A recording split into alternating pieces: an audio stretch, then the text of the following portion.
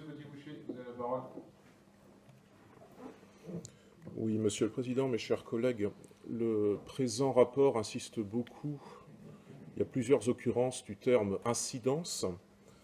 Les incidences qui seraient celles, selon vous, Monsieur le Président, du projet de loi de finances 2018, des incidences qui pourtant n'ont rien de tel, dans la mesure où vous saviez, là où vous vous engagiez, là où vous nous engagiez, par votre consigne de vote depuis l'hôtel de ville de Saint-Nazaire lors de la dernière élection présidentielle. C'est un argument que je répète souvent, mais il n'en est pas moins valide. Alors certes, vous n'avez pas fait élire naturellement, individuellement, Emmanuel Macron, mais à l'instar de ces nombreux présidents de collectivités, notamment d'intercommunalités, y compris de gauche, qui sont vaguement en début de fronde contre le gouvernement, même si, encore une fois, nous nous répétons, vous ne pouvez déplorer les effets locaux d'une politique nationale que vous chérissez. Politique nationale comme politique régionale, d'ailleurs, puisque j'entendais il y a quelques dizaines de minutes maintenant les échanges un peu piquants sur le TER. Pour faire une petite parenthèse, ça ne date pas d'aujourd'hui si notre réseau TER ne fonctionne pas, s'il déraille. Ça datait bien avant le renouvellement de l'Assemblée régionale, ça datait du temps où il était géré, en tout cas la vice-présidence au transport du Conseil régional, par votre ami le communiste Gilles Bontemps. Donc, vos propos, encore une fois, sont un peu contradictoires, sinon hypocrites. Pour revenir à l'intercommunalité et à ses incidences, entre guillemets, le Front National reviendra bien sûr sur ces incidences qui n'en sont pas, selon nous, puisqu'elles étaient prévisibles, au Conseil municipal de Saint-Nazaire lors du débat d'orientation budgétaire de vendredi prochain. Il y a cependant d'ores et déjà beaucoup à dire sur le rapport d'orientation budgétaire de notre intercommunalité, puisque malgré ce climat d'incidence, toujours entre guillemets, que ce document met en exergue, comme pour vous dédouaner, Madame Algan vient de noter à raison que notre situation budgétaire, je ne sais pas si elle est excellente, il ne faut peut-être pas exagérer vis-à-vis des superlatifs, mais en tout cas elle est correcte. Et pour être plus précis, oui, essayons d'être neutres. Oui, en tout cas, elle est correcte, et pour être plus précis, cette situation est plus enviable que celle de nombre d'intercommunalités de même strate démographique, en gros celle des 100 000 à 150 000 habitants. Vous soulignez certes les mesures d'austérité, alors vous n'utilisez pas ce terme-là, vous parlez sans doute de réforme, les mesures qui en tout cas sont des mesures austéritaires de plus en plus contraignantes de l'État, sans prendre pour autant conscience qu'un levier local existe pour enrayer les incidences, entre guillemets, que vous déplorez. Ce levier, c'est naturellement celui des économies. En effet, comme le FN le préconise régulièrement, des économies pourraient, et surtout des économies devraient, être réalisées dans notre intercommunalité, aussi bien sur les indemnités des élus que les frais de communication et de représentation, les véhicules de fonction, différents postes qui vraisemblablement font doublon avec certains postes de la mairie de Saint-Nazaire, certaines subventions associatives, je ne fais pas de généralité, en dépit, s'agissant de ces dernières, de votre promesse, je ne vais pas parler du secours populaire, mais je dis que je ne fais pas de généralité, en dépit de votre promesse, je relus ça encore dans une communication de janvier sur le site de la Carène, votre promesse d'une simplification du processus d'attribution des subventions.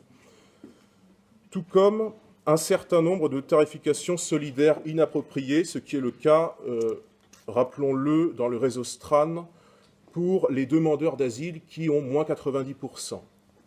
Ou bien encore les événements organisés par notre collectivité qui doivent présenter une utilité réelle pour nos administrés et ne pas simplement constituer une propagande déguisée pour votre action municipale à Saint-Nazaire et ou pour les intérêts de votre formation politique.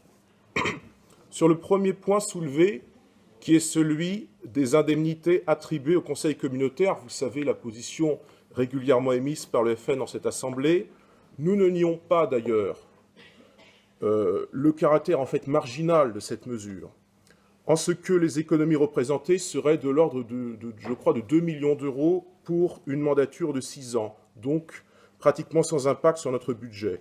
Il n'en reste pas moins que cette mesure, si elle était appliquée ne serait-ce que partiellement, peut-être pas faire 20% de baisse, mais ne serait-ce que 10%, cela constituerait symboliquement une décision responsable et qui serait appréciée, je le crois, par les habitants de nos 10 communes, qui accessoirement ferait baisser le vote pour le Front National, mais ça vous n'y pensez pas, vraisemblablement.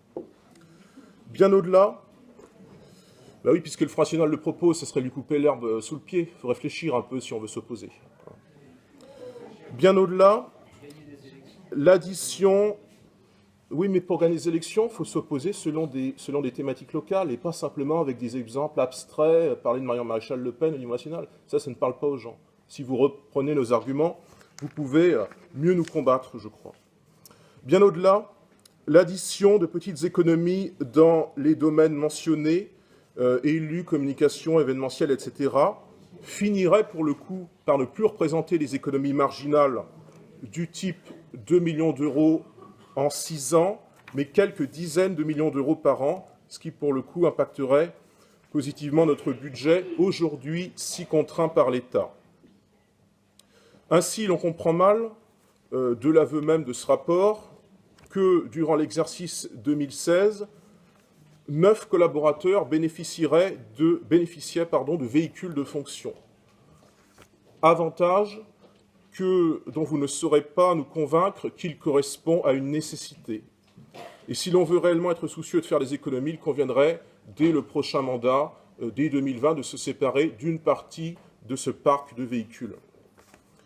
S'agissant de notre fiscalité à l'échelle intercommunale, vous vous écartez des promesses de gel des impôts émises durant votre campagne de 2013-2014, même si naturellement ces promesses ne concerne que Saint-Nazaire, mais dans la mesure où Saint-Nazaire fait partie de l'intercommunalité, elle pâtit des taux que rappelle votre rapport, plus 1% de base nette pour la taxe d'habitation en 2017, ça reste modeste, même si elle avait baissé l'an dernier, mais surtout plus 4,7% de base nette pour la cotisation foncière des entreprises, en contradiction avec l'accalmie de l'an passé. Ah, ça c'est beau, je lis le rapport. Je précise simplement que vos propos sont enregistrés, et là encore vous traiterez de diffamation. Parce que je cite des chiffres qui sont écrits dans un rapport. Vous avez des problèmes de compréhension, monsieur. Concernant... Pour moi, ça ne constitue pas une diffamation, je ne suis pas idiot et je sais bien que je suis enregistré. Concernant ce substitut à la taxe professionnelle que constitue... Vous filmez avec votre iPhone et que vous mettrez ça sur les réseaux sociaux. Je n'ai pas d'iPhone. Je n'ai pas d'iPhone et mon téléphone est là. Il ne me filme pas.